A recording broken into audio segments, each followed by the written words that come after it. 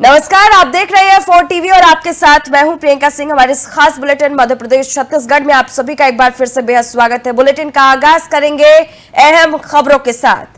मध्य प्रदेश के सिंगरौली जिले में राज्य सरकार ने एयर एम्बुलेंस सेवा की शुरुआत कर एक बार फिर गरीब और दूरस्थ इलाकों के नागरिकों के लिए अपनी संवेदनशीलता और प्रतिबद्धता का परिचय दिया है। मुख्यमंत्री मोहन यादव ने कहा कि ये सेवा प्रदेश के उन अंतिम छोर के लोगों तक जीवन रक्षक सुविधाएं पहुंचाने का एक मजबूत प्रयास है जो अब तक ऐसी सुविधाओं से वंचित थे।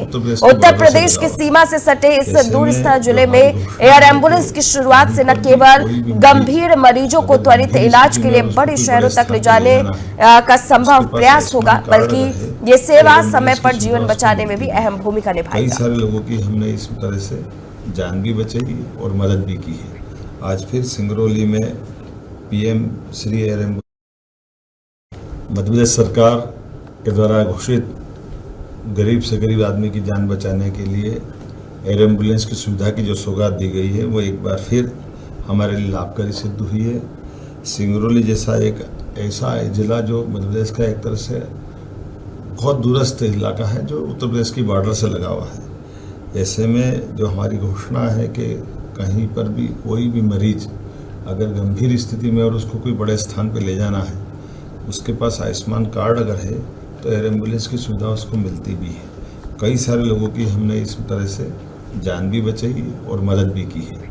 आज फिर सिंगरौली में पीएम श्री एयर एम्बुलेंस के माध्यम से जो सिंगरौली के संदीप सिंह की किडनी संबंधी कठिन और गंभीर बीमारी थी, जिसको तुरंत एम्स लाया था। एम्स में न केवल उसको एम्बुलेंस से उठाया गया बल्कि मध्य प्रदेश सरकार। तो चलिए रुक करेंगे अब एक और अहम खबर की ओर। छत्तीसगढ़ के बहुचर्चित शराब घोटाले मामले में सेंट्रल जेल में बंद पूर्व मुख्यमंत्री भूपेश बघेल के बेटे चैतन्य बघेल से आज कांग्रेस के प्रदेश प्रभारी सचिन पायलट ने मुलाकात की।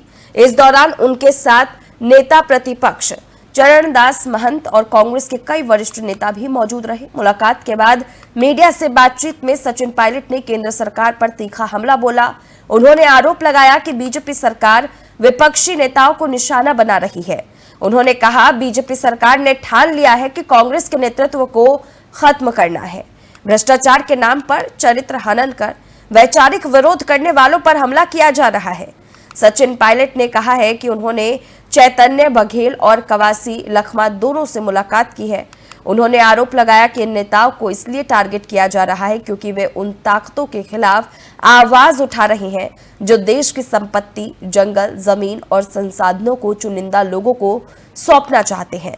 सचिन पायलट ने सरकार पर कई सारे गंभीर आरोप भी लगाए। मैंने कहा ना आपको, ये बीजेपी सरकार ने ठान लिया है कि कांग्रेस का नेतृत्व, चाहे वो राष्ट्र नेतृत्व हो या प्रदेश का हो, ईडी ने राहुल जी, सोनिया गांधी जी, सब लोगों को आरोपी बनाने की कोशिश की है। देश का ध्यान डाइवर्ट करने के लिए लोगों का चरित्र हनन करने की कोशिश करते हैं। भ्रष्टाचार का नाम लेकर वैचारिक विरोध करने वाले लोगों पर वो आक्रमण कर रहे हैं। आज मैं चैतन्य बघेल से मिला हूँ, कवासी लखमा से मिला हूँ। इन सब लोगों को इसलिए टारगेट किया जा रहा है क्योंकि ये मुखर होकर उन लोगों के खिलाफ हैं जिनके हाथ में इस प्रदेश की धन दौलत, जंगल, जमीन को सौंपना चाहते हैं। आप सरकार का विरोध करो, आप उद्योगपति जो नाजायज फायदा उठाते हैं उनका विरोध करो, तो ये आप पे कार्रवाई करेंगे। हमें न्यायालय पर पूरा भरोसा है, न्याय मिलेगा, इंसाफ मिलेगा। लेकिन जो पॉलिटिकल संघर्ष है वो कांग्रेस पार्टी करती रहेगी, हम डरने वाले नहीं है। और मैंने आज चैतन्य से बात की है, वो बड़े मजबूती से उसने हम सबको कहा है कि हम सब संघर्ष करते रहे। कांग्रेस परिवार एक है और हम एकजुटता से सामना करेंगे। मैंने और चलिए रुक करेंगे जशपुर की ओर, जहां पर बगिया स्थित सीएम कैंप कार्यालय में आयोजित कई कार्यक्रमों में हिस्सा लिया गया। इस दौरान उन्होंने जन दर्शन कर आम जनता की समस्याओं को सुनकर उसका समाधान भी किया। आपको बता दें कि आज सीएम साय ने बगिया में आयोजित कार्यक्रम में स्वच्छता दादियों को सम्मानित किया। इसके अलावा आधुनिक सुविधाओं से लैस एम्बुलेंस को हरी झंडी दिखाकर रवाना किया, जो जशपुर में स्वास्थ्य सेवाओं को और सुदृढ़ करेगा। साथ ही सीएम साय ने एनसीसी के 25 मेधावी छात्र छात्राओं को एनसीसी कैडेट बैच लगाकर उनके उज्जवल भविष्य के लिए उन्हें शुभकामनाएं दी। आपको बता दें कि सीएम साय की पहल पर जशपुर जिले के पीएम जवाहर नवोदय विद्यालय में 3 सीजी एनसीसी एयर स्क्वाड्रन को स्वीकृति मिली है। इससे जिले के युवाओं को उड़ान प्रशिक्षण के साथ साथ सेना, पैरामिलिट्री फोर्स और उद्योग के क्षेत्र में करियर बनाने का सुनहरा अवसर भी मिलेगा।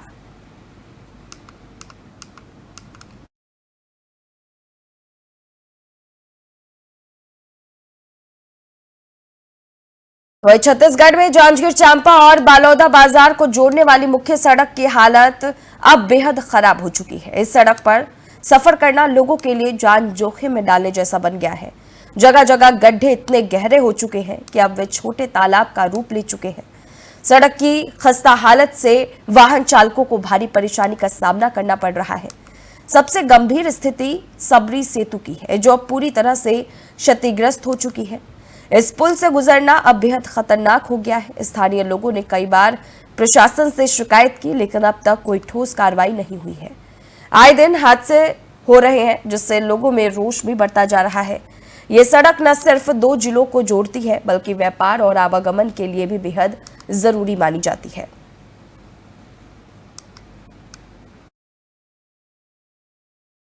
छत्तीसगढ़ राज्य सरकार और केंद्र सरकार के सड़कों को लेकर जो तमाम दावे हैं, आज 2 जिलों को मिलाने वाली जो मुख्य सड़क मार्ग है, इसकी जर्जर हालत पर पूर्ण रूप से विफल नजर आ रहे हैं। जी हां, हम बात करें छत्तीसगढ़ के बलौदा बाजार जिले और जांजगीर चांपा जिले के, इन दोनों जिलों को मिलाने वाली सबरी सेतु पुल के किनारे जो मुख्य सड़क मार्ग है, उस सड़कों की बात करें, देख सकते हैं किस तरीके से यहाँ पर सड़कों की जो बदहाल स्थिति है। चीख चीख तक बोल रहे हैं, अब तो सुनो सरकार और इन सड़कों की पुकार। जहाँ पर जो सड़क के बड़े बड़े गड्ढे हैं, कैसे तालाब में तब्दील हो गए हैं। यहाँ पर जो लोग आवागमन करते हैं, अपने जान को जोखिम में डालकर यहाँ पर लोग आवागमन कर रहे हैं। देख सकते हैं किस तरीके से लोग हैं, बदहाल सड़कों की हालत की वजह से आवागमन करने में कैसे दिक्कतों का सामना करना पड़े। कुछ भाई राहगीर हैं, आ रहे हैं, उनसे बात करना चाहेंगे, क्या कैसे दिक्कतों का सामना करना पड़ रहा है। जी भाई, क्या नाम है बताएंगे? मेरा नाम नागेश्वर साहब। सड़कों की स्थिति को लेकर क्या कहना चाहिए, कैसी स्थिति है अभी? सड़कों का स्थिति बहुत खराब है, आने जाने में बहुत तकलीफ हो रही है। मैं खुद सिविल इंजीनियर हूँ, रोड का काम करता हूँ, और रोड की ऐसे जर्जर स्थिति, बहुत गंदी व्यवस्था है यहाँ। कहीं ना कहीं सरकार को इस पर ध्यान देना चाहिए। लगातार ये मुख्य मार्ग है 2 जिलों को मिलाने वाली, और ऐसी सड़कों की स्थिति तालाब में तब्दील हो गई, इसको लेकर क्या कहेंगे? गाड़ी आना जाने में देख ही रहे हैं, प्रॉब्लमों का दिक्कत। अभी गाड़ी फंस गई थी, तो सुविधा बहुत अच्छा तो नहीं है, लेकिन सुधार किया जा सकता है। जी बिल्कुल, किस तरीके से सुविधा और सुधार दोनों की यहाँ पर जरूरत है। कहीं ना कहीं यहाँ पर देख सकते हैं, क्योंकि ये 2 जिलों को मिलाने मुख्य सड़क मार्ग है और इसी से लोग आवागमन कर रहे हैं। और खास तौर पर तो बाइक वाले का जैसा तैसा काम चलता है। 4 पहिया जो वाहन है यहाँ पर जो गुजर कर जा रहे हैं, उन लोगों से भी बात करना चाहेंगे कैसी स्थिति का सामना करना पड़ रहा है और क्या कुछ स्थितियों को इनसे गुजरना पड़ता है। यह वाहन का आवागमन होता है, किस तरीके से देख सकते हैं यहाँ पर चक्कर यहाँ पर फंसे हुए हैं खड्डों पर, और ये भाई यहाँ पर आवागमन कर रहे हैं सीधे। जी भाई, बहुत ज्यादा ही ज्यादा यहाँ पास दिक्कत का सामना कर, बहुत गड्ढा हो गया है भाई। गाड़ी यहाँ से बहुत आने जाने में बहुत दिक्कत जा रहा है। सरकार को उस पर ध्यान देना चाहिए ना, बहुत जल्दी भाई। जी देख सकते हैं किस तरीके से बरसात के दिनों में लोग यहाँ पर आवागमन कर रहे हैं। सड़क के जो बड़े बड़े खड्डे हैं तालाब में तब्दील हो गए हैं। इस पर जो जिले के जिम्मेदार अधिकारी हैं अभी भी मुख्य दर्शक बने बैठे हुए हैं। यहाँ पर देख सकते हैं कुछ और लोग हैं। जी, क्या कहना चाहेंगे इन सड़कों की हालत को लेकर? एकदम गंदा तरीका से, एकदम गंदा तरीका सरकार तो सड़कों को लेकर बड़े बड़े दावे कर रही है, लेकिन आप पर इस मामले में क्या कुछ कहना है? ये कहना है कि इससे पहले पूर्व नहीं, माननीय उप मुख्यमंत्री विजय शर्मा ग्रामीण और पंचायत मंत्री बोले थे कि उनको सड़कों पे रेट करके करना चाहिए। ऐसा नहीं होना चाहिए कि हम देख रहे हैं 15 दिन पहले रिपेयर हुआ था, 15-20 दिन पहले मैं न्यूज में देखा था, उसके बाद रिपेयर हुआ था। उसके बाद से ऐसा नहीं, तो जांजगीर अगर जिला प्रशासन नहीं बोले कि ये जांजगीर चांपा के अंदर आता है या बलौदा बाजार के अंदर आता है, तो उनको मैं बोलना चाहूंगा, इतना गंदा रास्ता है, राहगीर इतना परेशान हो जाते हैं चलने के लिए। अगर आप मछली पालन भी करो ना, तो 10 रुपए का मछली डालोगे तो 500 रुपए बन जाएगा, ऐसा टाइप का है यहाँ रोड। जी इतना स्थिति है सर। जी बिल्कुल देख सकते हैं किस तरीके से लोगों को आवागमन करने में काफी दिक्कतों का सामना करना पड़ रहा है। ये देख सकते हैं एक नजारा में कैमरामैन सुनोत में बताया कि ये जो सड़क है ये बलौदा बाजार और जांजगीर चांपा ये दो जिलों को मिलाने वाले मुख्य सड़क मार्ग है और ये मुख्य सड़क मार्ग देख सकते हैं किस तरीके से तालाब में तब्दील हो गए हैं और इन पर जो है जिले के जिम्मेदार अधिकारी हैं मुख्य दर्शक बने बैठे हुए हैं। लोगों का आवागमन फिर भी यहाँ पर जारी है, जान को जोखिम में डालकर लोग आवागमन कर रहे हैं। बहरहाल के लिए अब देखना यह होगा कि खबर चलने के बाद जो जिले के जिम्मेदार अधिकारी हैं इन बदहाल सड़कों को लेकर क्या कुछ अमल करते हैं, अब देखने वाली बात। तो वहीं जांजगीर चांपा जिले के करनौद गांव में सामाजिक मुद्दों को लेकर जन जागरूकता अभियान का आयोजन किया गया। भारतीय जन सेवा संघ के तत्वाधान में हुए इस कार्यक्रम में एडिशनल एसपी उमेश कुमार कश्यप मुख्य अतिथि के रूप में शामिल हुए और साइबर ठगी के बढ़ते मामलों पर ग्रामीणों को सतर्क किया। उन्होंने डिजिटल अरेस्ट जैसे नए तरीकों की जानकारी देते हुए ठगी से बचाव के लिए तुरंत पुलिस को सूचना देने की अपील की। कार्यक्रम में विशिष्ट अतिथि राजेश्वरी भुवन कुम्हार ने महिला सशक्तिकरण, शिक्षा और स्वास्थ्य को लेकर जागरूकता फैलाई और पर्यावरण संरक्षण के लिए पेड़ लगाने का संदेश दिया। बिररा थाना प्रभारी जय कुमार साहू ने सड़क सुरक्षा, यातायात नियमों और राहगीर योजना की जानकारी देते हुए बताया कि हादसों में घायलों की मदद करने वालों को 25,000 रुपए तक का प्रोत्साहन मिलेगा और उन्हें पुलिस बयान के लिए बाध्य नहीं किया जाएगा। कार्यक्रम में कई जनप्रतिनिधि और गणमान्य लोग मौजूद रहे। संचालन दुर्गा प्रसाद डडसेना ने किया।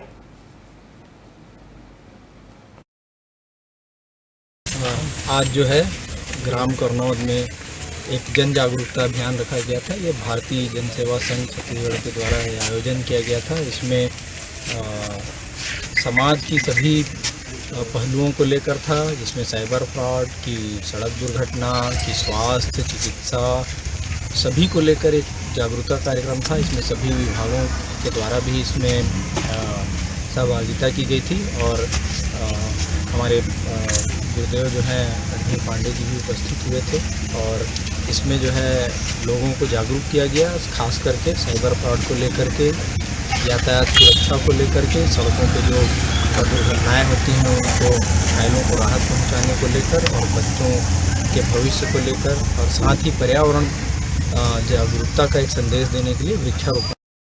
तो वहीं नारायणपुर जिले के मुख्य मार्ग पर स्थित अंग्रेजी शराब दुकान के सामने शराब प्रेमियों की भारी भीड़ दिखाई दे रही है और इस भीड़ के लगने से आम जनता को काफी मुश्किलों का सामना करना पड़ रहा है। सड़क किनारे खड़े 2 पहिया और 4 पहिया वाहनों की वजह से रोजाना जाम की स्थिति बन रही है, जिससे स्कूली बच्चों और राहगीरों की सुरक्षा भी खतरे में पड़ रही है। हाल ही में एक महिला की स्कूटी अनियंत्रित भीड़ में फिसल कर गिर गई, जिससे वो बुरी तरह से घायल हुई और उसकी स्कूटी भी क्षतिग्रस्त हुई। स्थानीय लोगों ने घायल महिला को तुरंत जिला अस्पताल पहुंचाया। लोगों का आरोप है कि संबंधित विभाग इस अव्यवस्था पर जानबूझकर चुप्पी साधे बैठा है। नागरिकों ने मांग की है कि या तो शराब दुकानों को मुख्य मार्ग से हटाया जाए या फिर वहां स्थायी रूप से ट्रैफिक और सुरक्षा के लिए पुलिस बल तैनात किया जाए। समय रहते समाधान नहीं होने पर किसी बड़ी दुर्घटना की आशंका जताई जा रही है।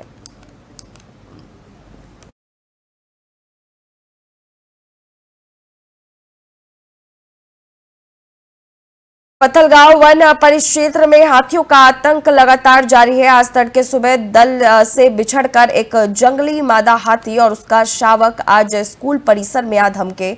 आक्रामक हाथी स्कूल परिसर में रखी बाइक को क्षतिग्रस्त कर आगे बढ़ते हुए चले गए। घटना की सूचना मिलते ही स्थिति की गंभीरता को देखते हुए जिला शिक्षा अधिकारी के निर्देश पर स्कूल में छुट्टी कर दी गई। हाथियों की आवत से गांव में दहशत का माहौल है और ग्रामीण काफी भयभीत है। स्कूल परिसर में हाथी के आमद से प्रबंधन द्वारा जो है वो कार्रवाई भी की जा रही है। वन विभाग की टीम मौके पर पहुंची है और हाथियों की गतिविधि पर लगातार नजर बनाए हुए है।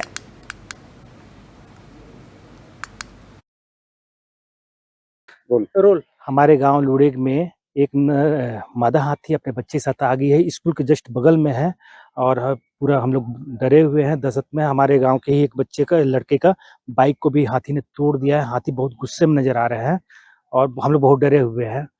और किस तरह घर तोड़ रहे हैं आप लोग, कहाँ किसके साथ?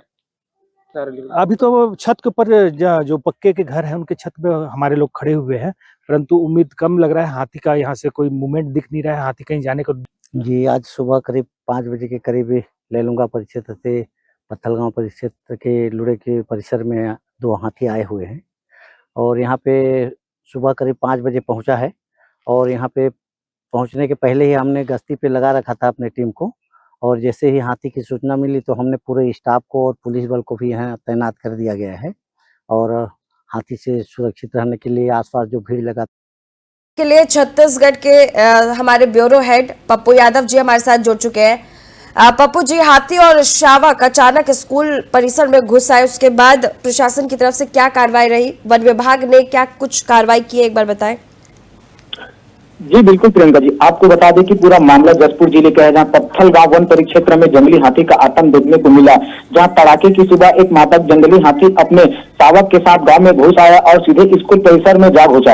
इस दौरान हाथी आक्रामक हो गया और स्कूल परिसर में खड़ी एक बाइक को नुकसान पहुंचा दिया। हालात की गंभीरता को देखते हुए जिला शिक्षा अधिकारी के निर्देश पर तत्काल स्कूल में छुट्टी घोषित कर दिया गया।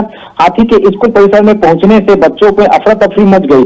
स्कूल प्रबंधक ने बच्चों को सुरक्षित उनके घर भिजवा दिया। दो जंगली हाथियों आमद पूरे गांव में दहशत का माहौल है और ग्रामीण बेहद डरे हुए। घटना की सूचना मिलते ही वन विभाग की टीम मौके पर पहुंची और हाथियों की गतिविधियों पर नजर बनाए रखे हुए हैं। तेज बारिश के बावजूद वह वन अमला स्कूल के छतों पर चढ़कर लगातार निगरानी बनाए रखे हुए हैं। बेहद शुक्रिया पप्पू जी हमारे साथ तमाम जानकारी साझा करने के लिए।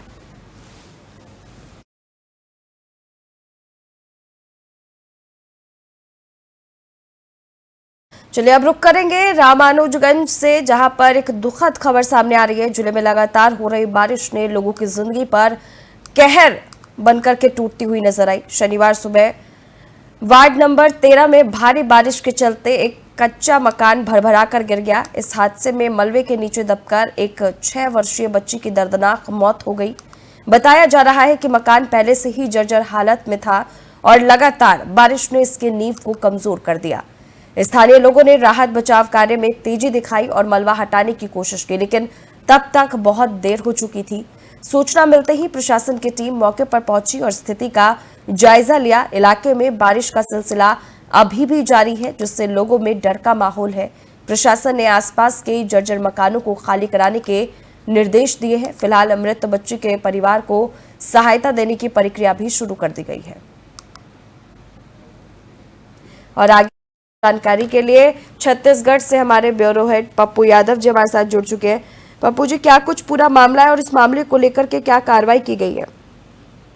जी प्रियंका जी, आपको बता दें कि पूरा मामला बलरामपुर जिले का है, जहां लगातार हो रही मूसलाधार बारिश में आज एक गरीब परिवार के एक मासूम की जान ले ली। पूरा मामला है जो बलरामपुर जिले के मामला है, जहां प्राप्त जानकारी के अनुसार वार्ड नंबर 13 के निवासी प्रमोद रवि अपने परिवार के साथ कच्चे मकान में रह रहे थे। शनिवार सुबह बारिश के कारण उनका मकान अचानक भरभराकर गिर गया। हादसे में वक्त में प्रमोद, उनकी पत्नी सुनीता और बच्चे दीपक, राधा, काजल, खुशबू सो रहे थे। दीवार गिरने से सभी मलबे में दब गए। मोहल्ले वालों की मदद से सभी को बाहर निकाला गया, लेकिन छोटी मोटी खुशबू गंभीर रूप से घायल हो चुकी थी। आनंद फानंद में उसे सामुदायिक स्वास्थ्य केंद्र रामानुज ले जाया गया, जहां डॉक्टरों ने जांच के बाद उसे मृत घोषित कर दिया गया। इस दौरान मामले की जांच में जो पुलिस टीम है अभी जुटी हुई है। बेहद शुक्रिया पप्पू जी हमारे साथ तमाम जानकारी साझा करने के लिए।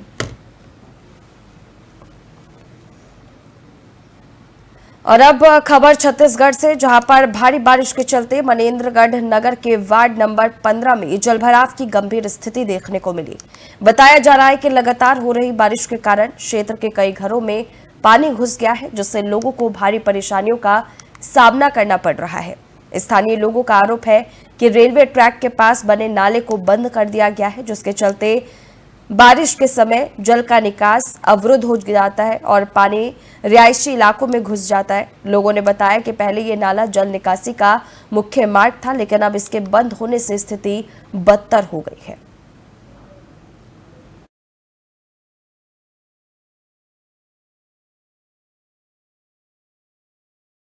इस खास बुलेटिन में इतना ही, रुकेंगे एक छोटे से ब्रेक के लिए। ब्रेक के उस पार खबरों का सिलसिला जारी है।